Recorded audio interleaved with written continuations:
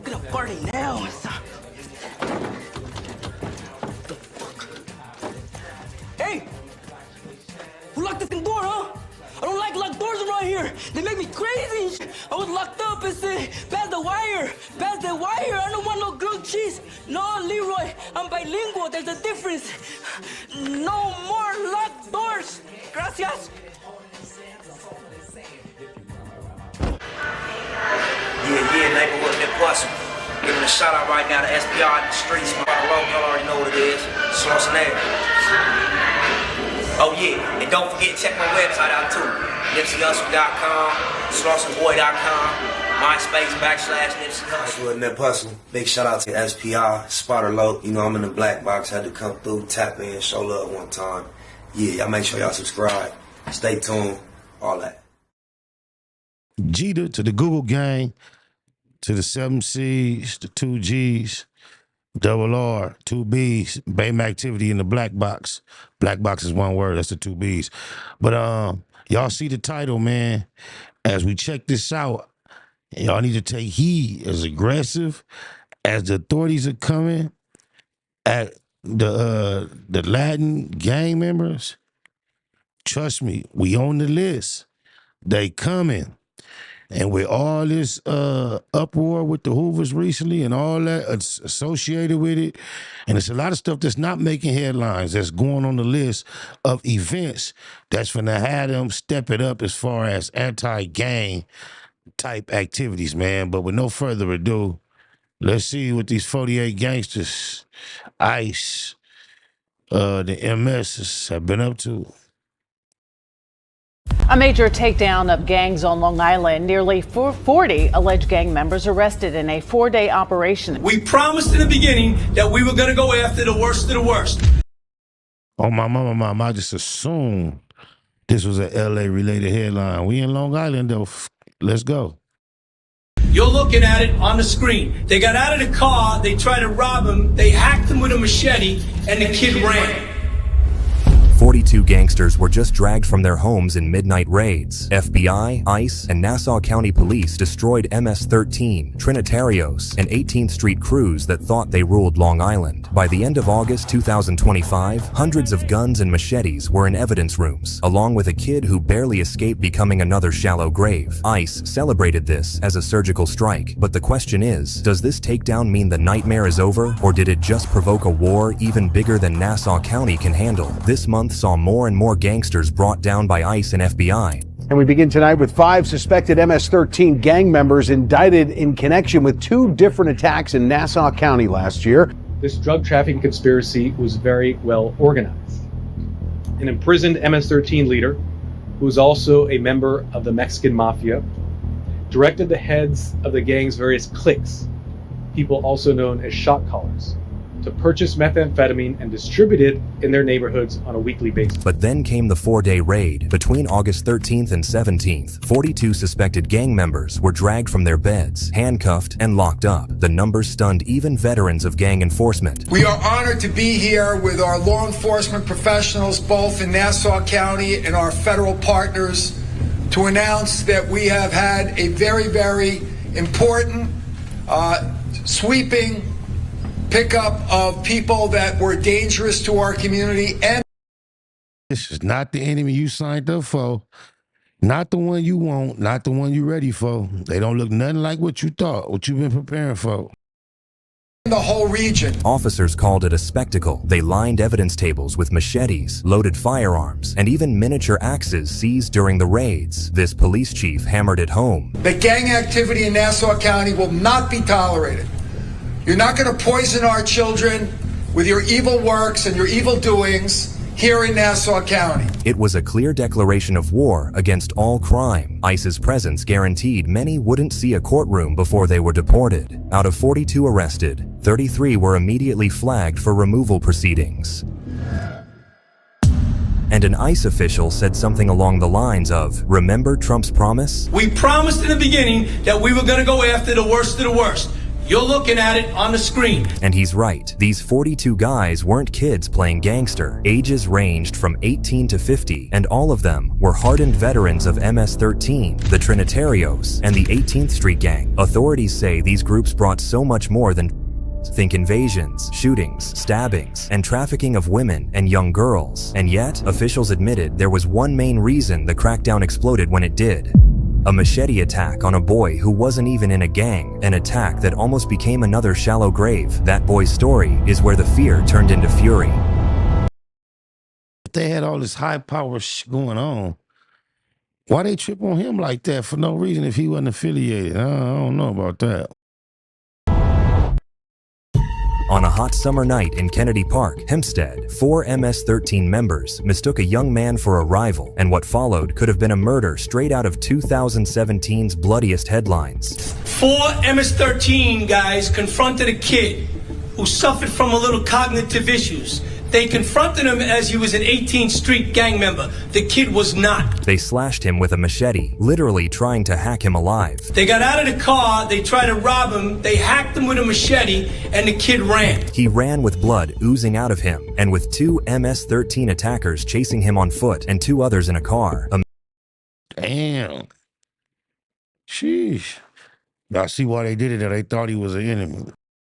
Imagine that. The boy barely escaped, making it just in time to the nearest hospital. Within the hour, police were on the MS-13's tail. They later found the car, loaded with masks, radios, and more machetes. That's why this official is connecting it all to the 2017 attack. I'm going to take you back to 2017 when MS-13 was killing gang members, other gang members, or those who refused to join the gang.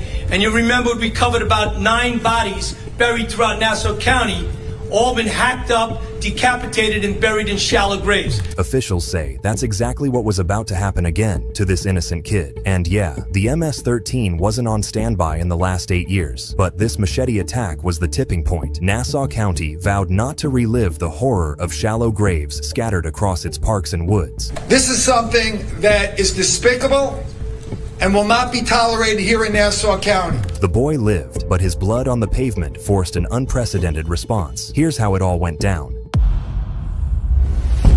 Days after the attack, Nassau County and feds launched a coordinated 4-day blitz that became one of the largest gang takedowns in county history. On the 13th, we rolled out our BSO, our CERT, our gang, our COPE, our partners from ICE, and we went out and we did enforcement on the gangs. Day 1, August 13th, 10 arrests, 4 18th Street members, 2 MS-13, and the rest gang affiliates are put under surveillance. Most were released to ICE custody, but one faced the district court for carrying a loaded firearm. Day 2, August 14th, 14 more arrests, 7 confirmed MS-13. 1 arraigned at district court for the loaded firearm that you see here to my right. ICE scooped up nearly all the others. Day 3, August 15th, 9 more, 5 MS-13 caught during attempted robberies. Damn, it's like an epidemic of arrests. 2 were arraigned for attempted robbery. The rest were handed to ICE. Day 4, August 17th, 9 arrests, including Trinitarios and 18th Street suspects. 33 of the 42 arrested were transferred directly to ICE. The police called the weapons seized their execution kit. The arrests were dramatic, but even more so was the message. I believe it's in the thousands of those who have chosen the easier route of self-deportation, and we certainly encourage all illegal aliens who are present within our homeland to take that option. It's a much more pleasant option than being deported, and we will deport you if you're here illegally. That's our intention. But as you already know, each such arrest comes with a less positive question. What did we miss that it got to this point? Turns out, in this case, the authorities had missed something huge. A fugitive gang leader who had already been deported once, who slipped back into the US, and whose capture tied Nassau County's blood war to a national manhunt. And when agents finally cornered him, they realized this war was far from local. While Nassau County officers were rounding up machete crews, the FBI was closing in on a bigger prize. Joel Vargas Escobar, known on the streets as Mia, had been on the run for 4 years. A dangerous MS-13 gang leader linked to nearly a dozen murders was arrested on Long Island after 4 years on the run. Joel Vargas Escobar, also known as Momia, was taken into custody. Federal prosecutors say Momia orchestrated at least 11 killings across Nevada and California as head of the Parkview Clique, a ruthless MS-13 subset based in Las Vegas. The illegal immigrant from El Salvador allegedly ran the Parkview Clique, an MS-13 subset in Las Vegas, where he reportedly ordered at least 2 killings in 2017. But there was a problem with this. Sure, his arrest was a victory. He was finally nabbed through a coordinated effort by the FBI and other federal agencies. FBI Director Kash Patel called it a major win, praising agents for their cross-office collaboration. But he'd already been deported back in 2018. So why was he back in the States? That's exactly what President Trump uses to justify his illegal immigrant crackdown. If there was somebody who was apprehended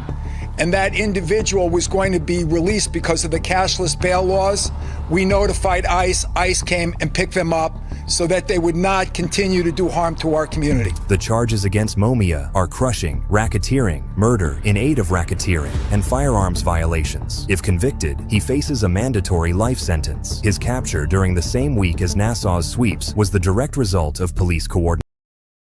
He would have done better just bouncing, getting up out of here than facing all them charges. A signal that local machete gangs and national MS-13 bosses were both in the crosshairs, and no hiding place was safe. But while Escobar's arrest drew headlines, another twist in Washington was about to expose the contradictions at the heart of Trump's crime war.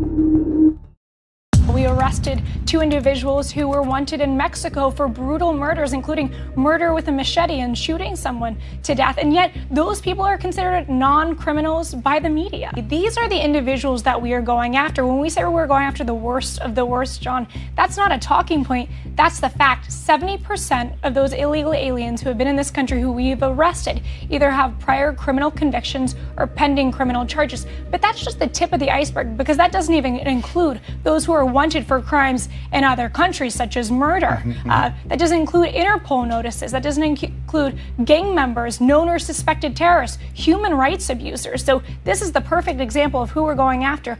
Between the 3 of them, 14 counts of attempted murder. Those are not people you want to be your neighbors or be living on American streets. While machete attacks rattled Long Island, Trump's Justice Department was framing the fight in darker terms. There are a lot of people in the FBI and also in the Department of Justice who despise Donald Trump, despise us, don't want to be there. We will find them because you have to believe in transparency. You have to believe in honesty. You have to do the right thing. And right now we're going to root them out. We will find them and they will no longer be employed. But I've been learned way back early 2000s. New York do not play that gang shit.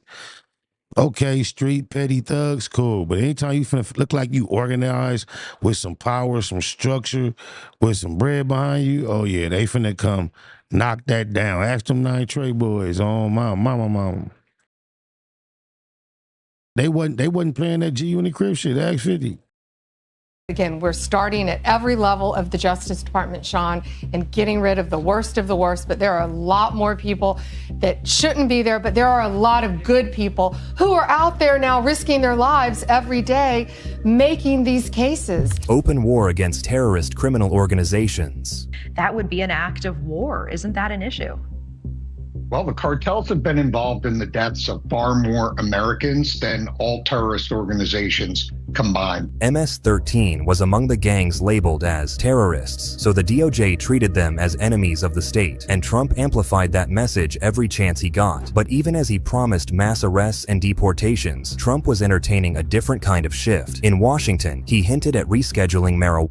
We're looking at reclassification, and we'll make a determination over the next few weeks.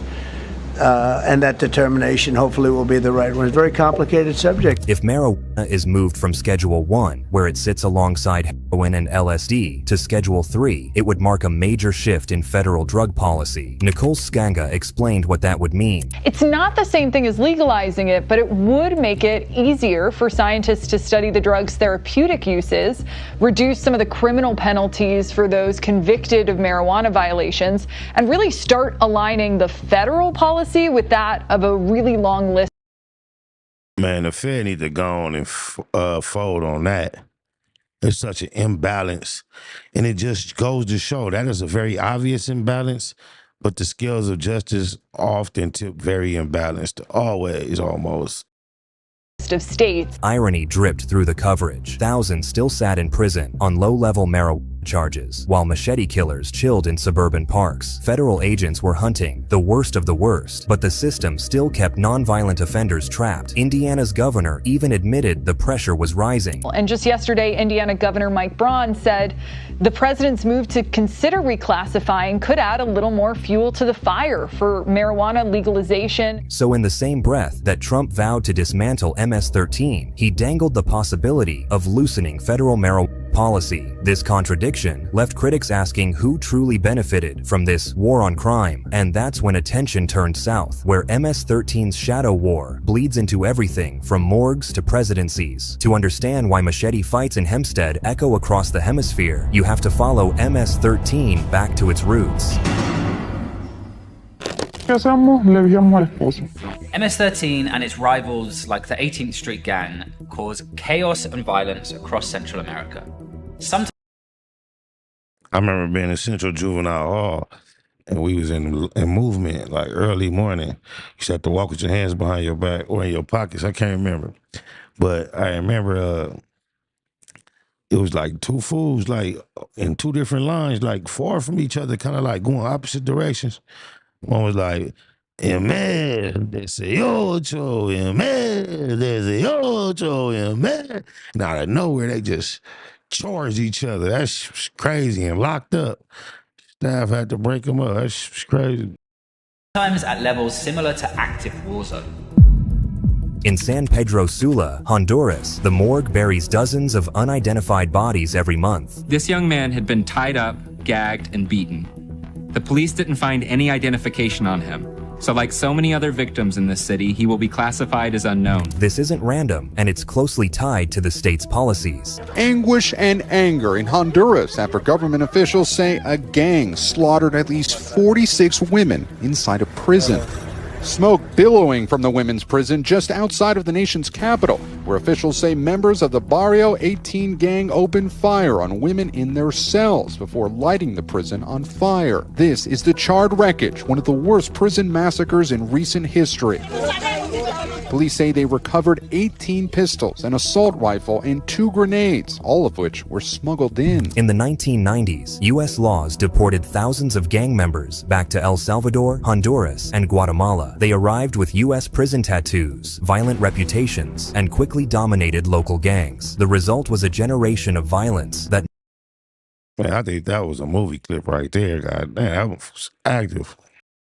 Made Honduras the most dangerous country on earth outside an actual war zone, and corruption climbed all the way to the presidency. In 2022, former Honduran President Juan Orlando Hernandez was extradited to New York on trafficking charges. The former president of Honduras, Juan Orlando Hernandez, in the custody of U.S. federal agents, arriving in New York overnight, escorted by drug enforcement agents, and taken to the New York courthouse, where he faces charges for drug trafficking and weapons possessions.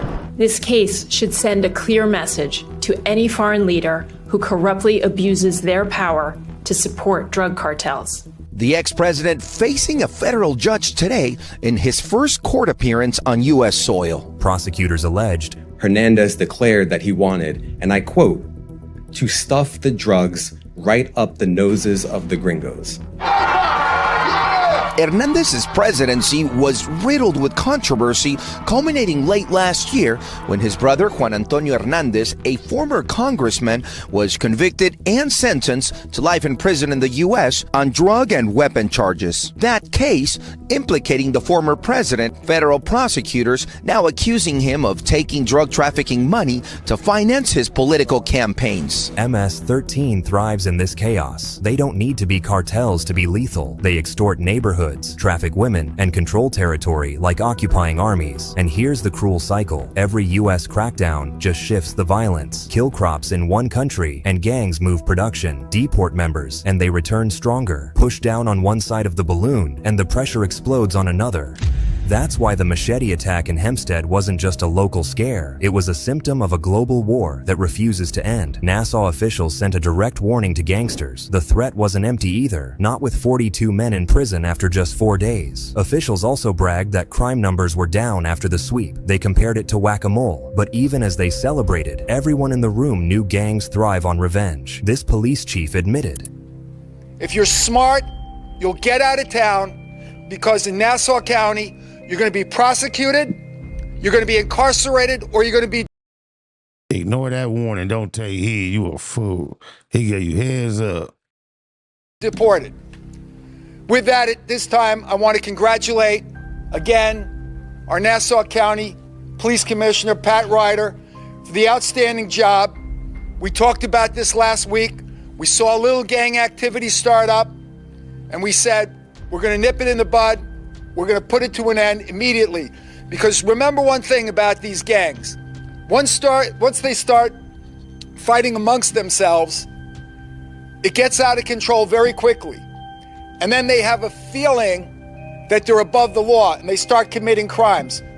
We won't let that happen in Nassau County. The arrest sent a message, sure, but the danger was whether that message sparked silence or retaliation. The wider cartel war shows the same pattern. The harder the DEA and Border Patrol push, the harder cartels retaliate. So had Nassau's operation killed MS-13's hold, or just set the stage for the next bloodbath? The machetes may be off the street, but the fear hasn't left Nassau. Parents still watch their kids walking to school, terrified of recruitment, and some communities live in constant fear of the MS-13. Yeah, what that boy suffered was horror movie-like, but these gangs are always acting, causing fear and chaos almost every day. Plus, most times, they recruit teens and plan attacks quietly, so people can't sound the alarm before the worst happens. People remember 2017, when 9 mutilated bodies were dug out of shallow graves. They know those kinds of horrors don't disappear in 4 days of raids. The wider truth looms. Deportations and prosecutions weaken gangs, but they don't erase them. Poverty, corruption, and the war on drugs itself feed their return. This journalist summed it up, and when there's big money on the table, there's gonna be millions partaking. That's the haunting reality. US agents can drag 42 gangsters out of bed in a week, but the same names, or their replacements, will crawl back on US streets. So was Nassau's midnight raid truly a victory, or just another chapter in a forever war that America doesn't know how to end? Please feel free to share your thoughts with us in the comments below. Man, you got a sexy voice. Say something in Spanish. ¿Por qué tomaste tanto tiempo en venir a hablarme?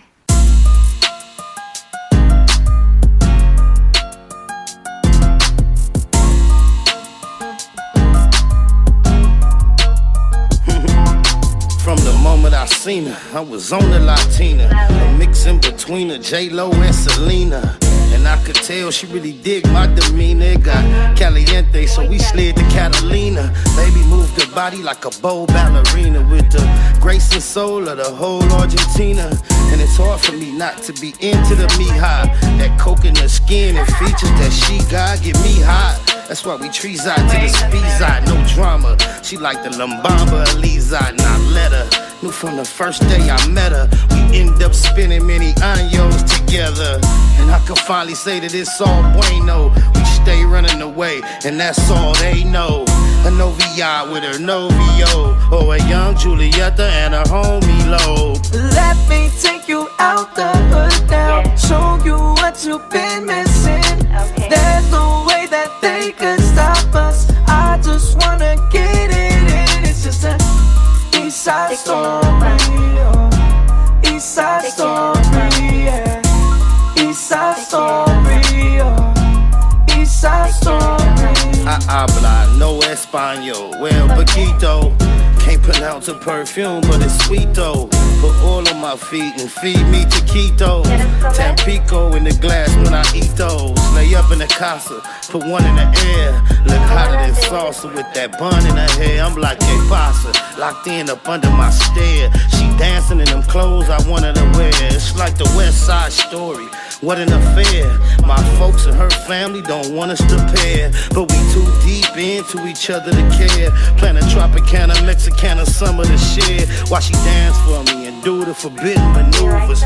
Blowing on bomb while sitting in Cuba with a crucial crush on a cold mamacita that's down to smash, roll, and hold my fajita. freedom. Let me take you out the hood now. Show you what you've been missing. There's no way that they could stop us. I just wanna get it in. It's just an East Side story. East Side story, yeah. East Side story, East Side story. Racially related, she was race segregated.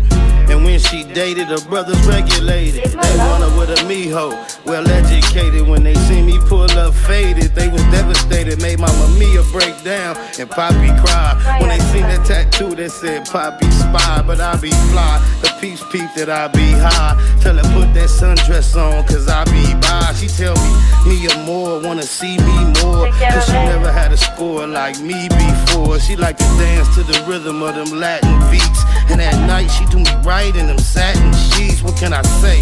I just love her Spanish style, and she melt like a child at my mannish smile, and it's wild. I'm sitting here blushing back. It took a whole lot of lusting for us to crack. I'm like, let me take you out the hood now. Show you what you've been missing.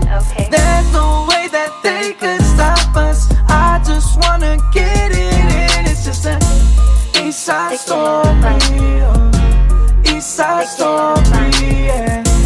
East Side story, East Side story.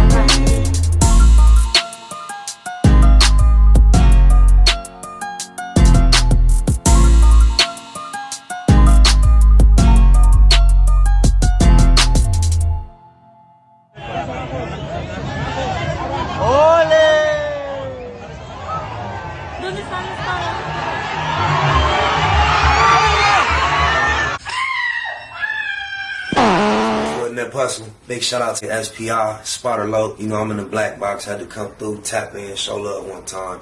Yeah, y'all make sure y'all subscribe. Stay tuned. All that.